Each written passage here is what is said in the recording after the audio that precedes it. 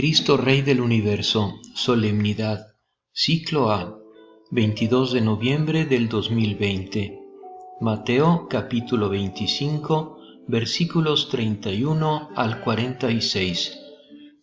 En el primer punto meditamos: Cristo en su última venida, al final del mundo, ante todas las naciones, separará a unos de otros. Jesús dijo a sus discípulos: Cuando el Hijo del Hombre venga en su gloria, rodeado de todos los ángeles, se sentará en su trono glorioso.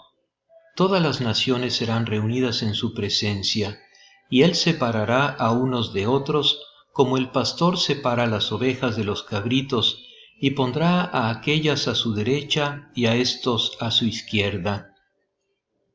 En este último domingo del año, Jesús nos habla de Él con dos imágenes, la del Rey y la del Pastor. Son dos títulos que no se limitan a presentarnos dos caras de la misma persona, ni tampoco a describir de modo estático nuestra relación con Cristo. Entre estos títulos se recorre toda la historia de la salvación y es por eso una grandiosa teología de la historia que en esta solemnidad de Cristo Rey estamos llamados a aprender de la liturgia. El año de la Iglesia no podía concluirse de manera más digna. En la primera lectura y en el Salmo responsorial de hoy domina la imagen del pastor. En la segunda lectura y en el Evangelio domina la del Rey. En el Antiguo Testamento, la imagen de Dios pastor es característica del profeta Ezequiel. Aparentemente, la historia frecuentemente parece en un movimiento de disgregación sin sentido. Solo a la luz de la fe se revela otra óptica, la que nos enseña San Pablo. El río de la historia va seguro hacia el gran mar de la eternidad. Este movimiento de retorno de las criaturas hacia Dios no tendrá lugar de modo indiscriminado y automático. Habrá un discernimiento, un juicio. Es una imagen desconcertante la que Jesús traza en su discurso escatológico. Él, que siempre había hablado del pastor bueno que reúne sus ovejas en un solo rebaño, ahora habla del pastor que separa oveja de oveja y constituye dos rebaños eternos, uno para los cabritos y otro para las ovejas. El pastor deja el lugar al Rey Juez que se sienta en el trono de su gloria. ¿Por qué la elección de esta lectura del Evangelio para la solemnidad de Cristo Rey? Este es el pensamiento central. Nuestra vida es en dos tiempos. El primer tiempo es el terreno que estamos viviendo. En ese encontramos a Cristo como buen pastor. La decisión está en nuestra mano. Es lo que San Pablo llama el tiempo propicio o el día de la salvación.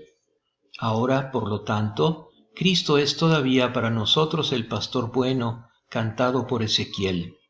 Y lo es en serio, en el sentido de que hoy mismo hace lo que ha prometido por boca del profeta. Nos reúne para el banquete dominical y está delante de nosotros como el pastor cuando se encuentra en medio de sus ovejas. Nos nutre con su palabra y su cuerpo. Si alguna oveja ha llegado hasta aquí herida o enferma, lacerada en el espíritu por el pecado o solo por el desaliento, Él está listo para vendar las heridas, para curarlas con el aceite de su perdón y de su consuelo. El Señor es mi pastor, nada me falta. Señor Jesús, buen pastor, danos la obediencia a tu voz, para que siguiéndote en el rebaño de tu iglesia, cuando vendrás en tu gloria, podamos ser contados entre las ovejas que gozarán de la vida eterna en la casa del Padre. En el segundo punto meditamos: el Rey premiará a los que tenga a su derecha, porque acudieron a los que sufren diferentes necesidades, con quienes Él se identifica. Entonces el Rey dirá a los que tenga a su derecha: vengan, benditos de mi Padre, y reciban en herencia el reino que les fue preparado desde el comienzo del mundo, porque tuve hambre y ustedes me dieron de comer, tuve sed y me dieron de beber, estaba de paso y me alojaron, desnudo y me vistieron, enfermo y me visitaron, preso y me vinieron a ver. Los justos le responderán: Señor, ¿cuándo te vimos hambriento y te dimos de comer, sediento y te dimos de beber? ¿Cuándo te vimos de paso y te alojamos, desnudo y te vestimos? ¿Cuándo te vimos enfermo o preso y te fuimos a ver? Y el rey le responderá: Les aseguro que cada vez que lo hicieron con el más pequeño de mis hermanos, lo hicieron conmigo. Jesús es el Mesías que hace pasar a sus elegidos de su reino al de su Padre. Cristo es Rey porque sirve y no porque se hace servir. Él nos hace ver que el verdadero poder no es el del dinero, de las armas o de la prevaricación, sino el del amor. También como juez permanece fiel a la lógica que ha guiado su existencia, juzga sobre el amor. Su juicio no acontece al final de un proceso. En el Evangelio no hay preguntas, no hay interrogatorio. La sentencia es sólo presentada porque toda nuestra vida es el lugar del proceso. Recogeremos en el juicio el fruto de lo que sembremos aquí y ahora, eligiendo el camino del amor, no el de la indiferencia o el del egoísmo. Por eso el problema no es tanto conocer la perspectiva de cómo se desarrollarán los eventos finales, sino más bien cómo vivimos nuestro hoy. Todos seremos juzgados sobre si servimos o no a nuestros hermanos. Los hombres seremos juzgados por las obras de misericordia y no por nuestras acciones excepcionales. El Evangelio denuncia sobre todo el pecado de omisión, un pecado olvidado que en realidad es el gran pecado.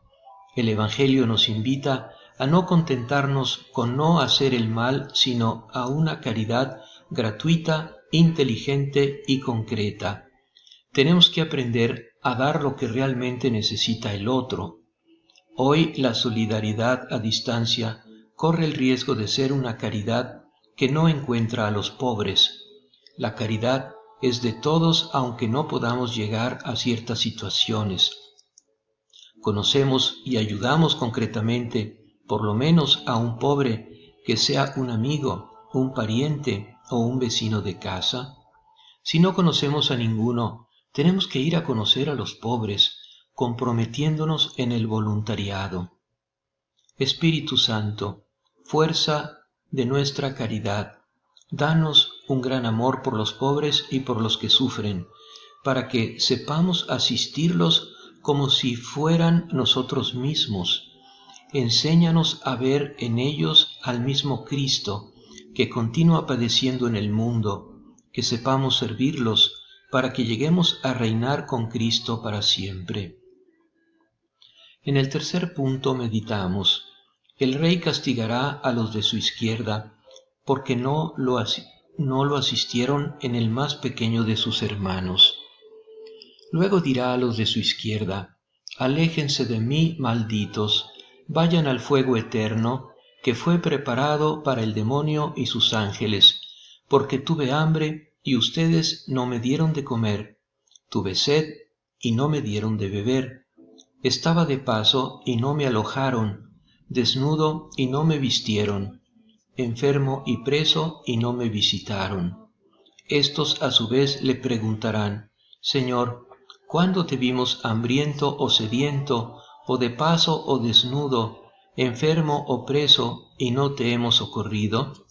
Y él les responderá: les aseguro que cada vez que no lo hicieron con el más pequeño de mis hermanos, tampoco lo hicieron conmigo. Estos irán al castigo eterno y los justos a la vida eterna. Sin embargo, vendrá un momento en el cual se atravesará un umbral y se entrará en una fase nueva, en la que se encontrará Cristo como juez, en la cual la decisión ya no estará en nuestras manos, ya no habrá tiempo para un debate o una defensa, sino solo para la sentencia. Nuestros padres pensaban más frecuentemente que nosotros en aquel momento que llamaban significativamente aquel día, y tenía un saludable temor. Por siglos, cantando la austera secuencia del Dies Irae, han meditado sobre el momento en el cual, entre el asombro de la naturaleza, la criatura resurgirá para responder al juez. Cuando el juez se sentará, todo lo que estaba oculto se manifestará y nada quedará impune. Los hombres han tratado siempre de encontrar una puerta para escapar de la tremenda seriedad de este pensamiento. Han desarrollado, por ejemplo, la idea de ciclos sucesivos de existencia, por la cual sea posible volver a comenzar desde el principio, incluso después de aquel día. En la antigüedad, esta fue la teoría, parece, de Orígenes, y también en nuestros días no pocos se mueven en esta esperanza, pensando en siempre nuevas reencarnaciones después de la muerte. Pero es una esperanza falaz, si acaso se le puede llamar esperanza. Dios no ha creado el mundo para una especie de juego a perseguir a alguien, en el cual nada es serio, porque nada es definitivo. Allá donde el árbol cae, dice la Escritura, ahí se queda. No se vuelve para atrás, ni siquiera para decirlo a los propios hermanos, como habría querido hacer el rico Epulón.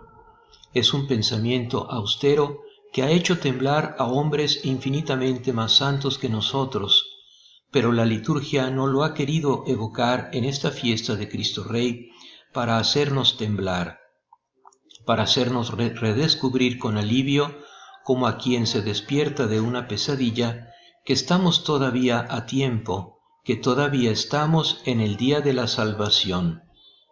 María, Madre del Amor Hermoso, danos la gracia de superar nuestro egoísmo e indiferencia. Danos un amor a tu divino Hijo y a nuestros hermanos necesitados, para que no caigamos en el pecado de omisión y, como justo juez, no temamos oír su rechazo, como sucedió con los que no tuvieron compasión de él en sus hermanos más pequeños, sino que con un corazón ardiente gastemos nuestra vida en su servicio. Amén.